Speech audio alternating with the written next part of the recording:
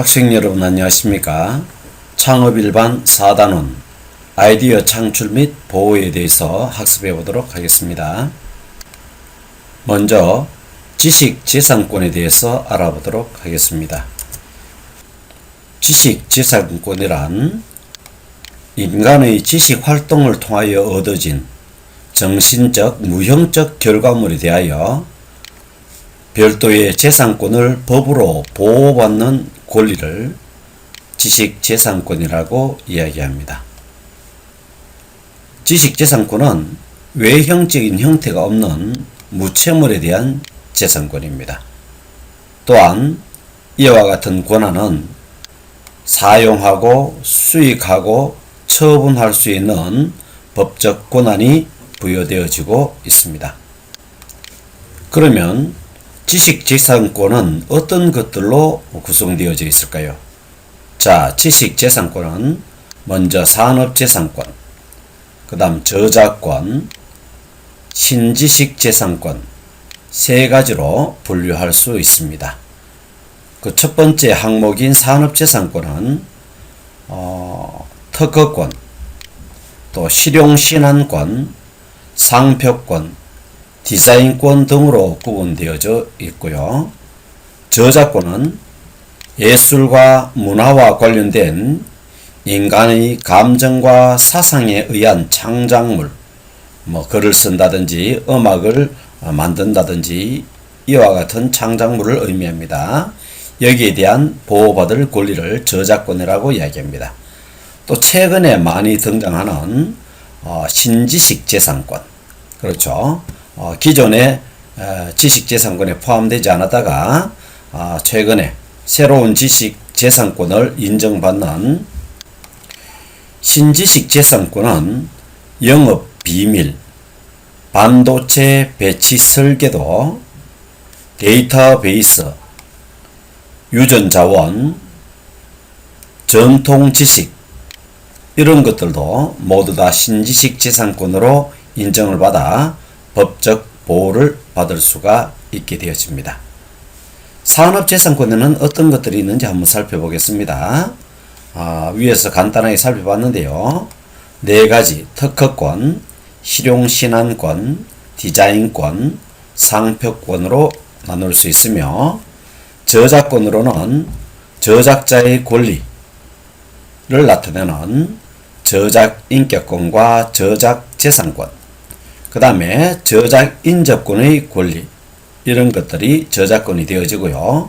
신지식재산권으로는 영업비밀, 데이터베이스, 반도체 배치 설계, 유전자원, 전통지식 등과 같은 것들이 있습니다. 하나하나의 항목에 대해서는 앞으로 계속 학습하면서 상세히 다루어 보도록 하겠습니다. 저작권에 잠시 보면요. 저작자의 권리에 보면은 저작인격권이 있는데요. 이 부분은 저작자가 자신의 저작물에 대하여 갖는 정신적, 인격적 이익을 추구할 수 있는 권리를 의미하는 것입니다.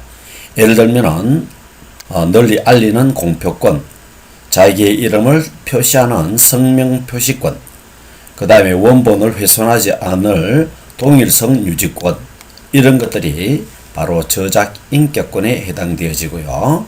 그 다음에 저작인접권이라는 것이 있습니다. 저작인접권이란 실현자, 음반 제작자, 방송사업자 이와 같은 사람은 어떤 창작물을 만든 예를 들어서 작곡했는 사람의 저작권이 있다면 여기와 인접되어져 있는 연관되어져 있는 이와 같은 사람들을 저작인접권이라고 하는데 이 사람들에게도 실현권이라든지 또는 음악 제작권, 그 다음에 방송 배포권, 송신권 이런 것들에 대해서 그 권한을 주게 되어져 있죠. 이런 것들을 저작인접권이라고 이야기합니다.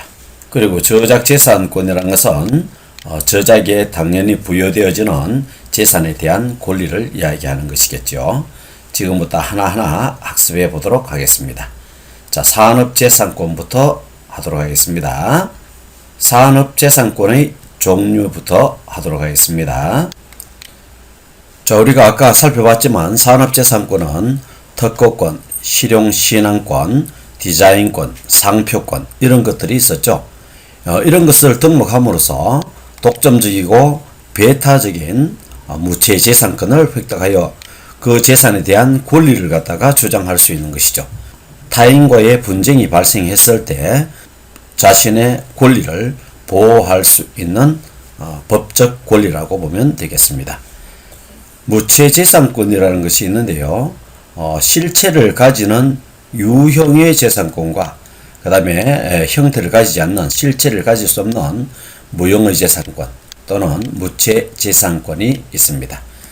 무체재산권은 발명 아이디어에 대한 특허권이나 또는 음악에 대한 저작권 이런 것들은 그 형태를 가지고 있지 않죠. 그래서 이런 것들을 우리는 무체, 모양이 없다 해서 무체재산권이라 이야기합니다. 산업재산권의 개념. 산업재산권은 특허권, 실용신앙권, 디자인권, 상표권 4개의 권리를 총칭하는 것이다. 산업재산권의 종류에 대해서 한번 하나하나씩 알아보도록 하겠습니다. 먼저 특허권. 특허권은 아직까지 없었던 물건 또는 방법을 최초로 발명했을 때 거기에 대해서 주어지는 권리를 특허권이라고 이야기합니다. 두 번째, 실용신안권. 좀 더 사용하기 편리하도록 하는 새로운 안건, 신안, 새로운 안건이죠. 그죠? 이러한 것에 권한을 부여하는 것을 실용신안권이라고 이야기합니다. 그래서 이미 발명된 것을 개량하여, 그죠? 완전히 새롭게 만드는 것이 아닙니다. 이미 발명된 것을 개량하여 보다 편리하고 유용하게 사용할 수 있도록 물품의 형상 구조 또는 조합을 이렇게 해놨는 거죠. 여기에 부여되어지는 권리가 바로 실용신안권인데, 컵걸이, 문개선, 그 다음에 또 여러분들 잘 아는 셀카봉, 이런 것들도 실용신안권에 해당되어지겠습니다.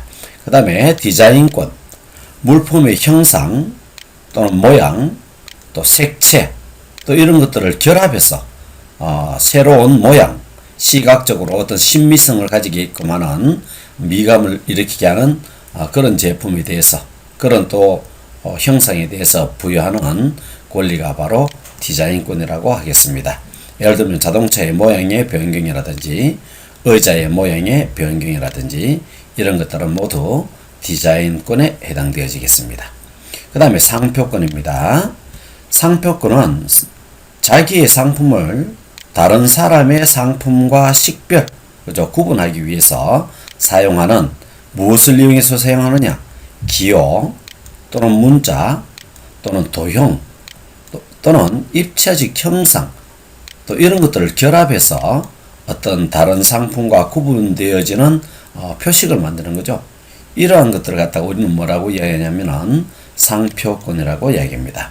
예를 들면은 브랜드 명 같은 거죠. 자동차의 명칭이라든지 요 이름이 나오죠. 그 다음에 제작사 명이라든지 또는 상품의 특정한 이름이라든지 이런 것들은 전부 다 상표권에 해당된다고 보면 되겠습니다. 그럼 먼저 특허권에 대해서 좀 더 알아보도록 하겠습니다. 특허권은 발명자에게 독점적이고 배타적인, 다른 사람으로부터 독립되어진, 그죠?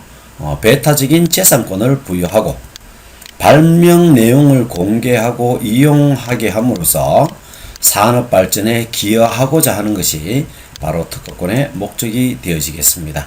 이렇게 이제 자기가 특정한 물건을 발명을 하고요, 이제 공개를 했단 말입니다. 그럼 이걸 다 모방해서 쓰는 사람이 있을 거 아닙니까? 그죠? 그러면은 이 사람은 발명하는 데는 여러 가지 시간과 또 노력과 비용들이 되어졌겠죠. 그죠? 그래서 이런 사람들을, 이 모방하는 사람들로부터 보호해줘야지 공개를 해서 여러 사람들이 이것을 활용해서 산업 발전에 활용을 하게 되어지겠죠. 그죠? 그렇기 때문에 이런 권한을 갖다가 보호해주는 것은 대단히 중요하다라고 보면 되겠습니다. 특허권의 발명은 자연 법칙을 이용한 기술적 아이디어의 창작으로서 높은 수준의 것이어야 된다라고 특허법에서 정의되어져 있습니다. 그래서 이 발명은 특허 추론을 통하여 특허를 심사받기 위해서 특허를 내는 것을 추론이라고 하죠. 그죠? 추론을 통하여 보호를 받을 수 있겠습니다. 특허 추론 요건은 다음과 같습니다. 첫 번째, 발명의 성립성입니다. 특허 추론 시점을 기준으로 해서 자연 법칙을 이용한 기술적 아이디어의 창작으로 자기 스스로 만들어낸 것이죠. 높은 수준의 것이어야 한다. 누구나 쉽게 이렇게 만들 수 있는 것이어서는 안 된다는 거죠. 그죠?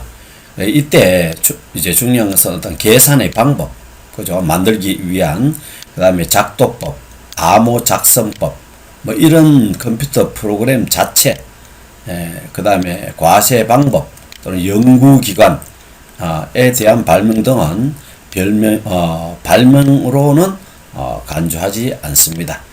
알겠죠? 그래서 새로운 자연 법칙을 이용한 기술적 아이디어를 창작을 한 높은 수준의 새로운 발명품, 이것을 우리는 특허물이라고 이야기할 수 있겠습니다. 두 번째, 이렇게 만들어진 것은 산업상 이용이 가능해야 됩니다. 그래서 산업에서 실제 활용되거나 이용될 가능성을 반드시 포함하고 있어야 된다. 뭐 이론적인 것만 있고 실제로 산업에서는 적용할 수 없다면 특허로서 가치가 없다라고 보면 되겠습니다. 세 번째, 신규성입니다. 발명은 새로움을 가르쳐야 한다는 것입니다. 그래서 사회에서 알려지지 않은 새로운 것을 만들어야 된다는 것이고요. 네 번째는 진보성이다. 발명의 창작 수준의 난이도가 어느 정도 갖추어져 있어야 된다. 즉, 보통의 지식을 가진 자가 쉽게 발명할 수 있는 그런 제품이 아니고 그런 사람은 쉽게 만들 수 없는, 발명할 수 없는 그 정도의 난이도를 가져야지 특허로서의 가치를 가진다. 뭐 오른쪽 스위치 있는 것을 뭐 왼쪽 스위치 왼쪽으로 배치를 한다든지 이거는 누구나 할 수 있는 거잖아요. 그죠? 그래서 그런 간단한 것이 아니라 좀 더 진보적인 기술을 필요로 하고 있다. 이렇게 생각하면 되겠습니다. 그 다음에 이제 다섯 번째 마지막으로 공익성. 공공의 질서를 파괴하거나 풍속을 문란하게 하거나 또는 공중위생에 해를 끼칠 수 있는 비위생적인 그런 발명품의 경우는 특허를 받을 수가 없게 되어집니다. 자, 두 번째, 산업재산권, 실용신안권에 대해서 학습해 보도록 하겠습니다. 실용적인 것에 사용할 수 있도록 새로운 안건을 내놓은 것에 대해서 그 권한을 부여하는 것을 실용신안권이라 한다. 이것은 특허권을 보완할 목적으로 만들어진 제도로 특허권과 매우 유사한 점을 가지고 있으며 창작을 보호하기도 하고요. 또 실용신안법을 제정 운영하는 목적이 있어서도 특허법과 일치하게 되어집니다.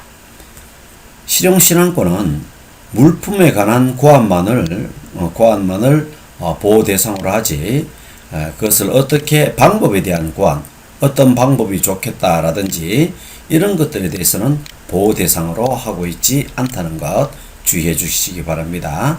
실용신안권은 실질적으로 눈에 보이는 어떤 편리성, 변화되어진 이 고안만을 보호 대상으로 하지 이것을 만드는 방법이라든지 어떤 수단이라든지 뭐 재료라든지 여기에 대해서는 실용신안권으로 인정하지 않고 있습니다.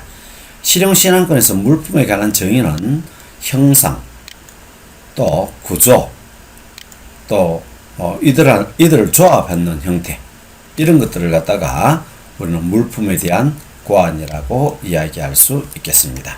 다음은 산업재산권의 세 번째 디자인권에 대해서 학습해 보도록 하겠습니다. 디자인은 물품의 형상, 모양, 색채 또는 이들을 결합한 것으로 시각적 미감을 일으키게 하는 것. 미감, 아름다움을 느끼는 감정이죠.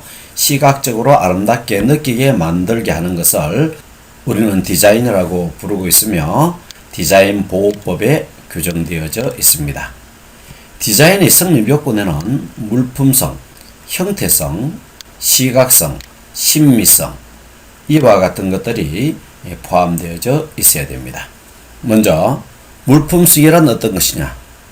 디자인은 물품에 대한 디자인을 의미하는 것이다. 그죠? 방법에 대한 것이 아니다. 창작된 도안을 보호하는 것이 아니다. 이 알을 만들기 위한 여러 가지 도안 방법 이런 것들을 보완하는 것이 아니라 이 도안을 통해서 적용되어진 물품의 디자인의 변형에 대해서 보호하는 것이다. 그래서 물품성이라고 할 수 있고요. 두 번째는 형태에 가해져야 된다. 창작된 도형은 형상, 모양, 색채 이런 형태성이 반드시 있어야 된다는 겁니다. 형상이란 물품의 형체 및 입체적인 윤곽을 의미하는 것이고요.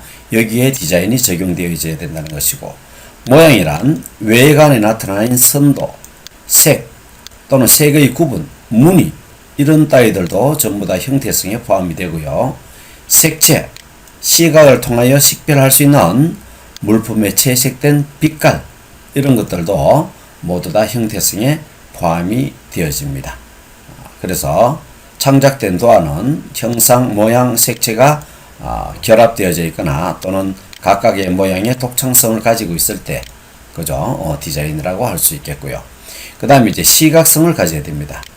디자인은 인간의 육안으로, 눈으로 식별할 수 있는 신미성을 식별할 수 있어야 되는 것이죠. 그죠?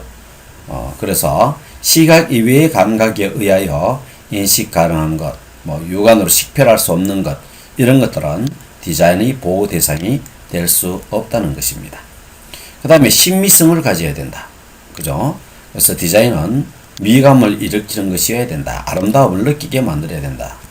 고도의 신미성에 대한 판단이 아닙니다. 그죠? 그걸 보고 남과 다른 어떤 아름다움을 느낄 수 있는 정도의 어떤 형태적 처리가 되어져 있다면 우리는 신미감이 있는 것으로 인지하게 되어집니다. 자, 상업재산권은 첫 번째 특허권이 있었고, 그죠? 그 다음에 두 번째, 이미 만들어진 제품에 대해서 좀 더 편리성을 가미한 실용 신안, 새로운 안, 그죠? 신안권이 있었고요. 또 세 번째, 디자인권이 있었습니다. 디자인권, 그죠? 이번 시간에는 이 세 개에 대해서 알아봤고요. 다음 시간에는 상표권에 대해서 알아보고, 그 등록 절차, 여기에 대한 등록 절차에 대해서 다음 시간에 한번 학습하도록 하겠습니다. 대단히 고생 많이 하셨습니다. 다음 시간에 뵙도록 하겠습니다. 이상 마치겠습니다.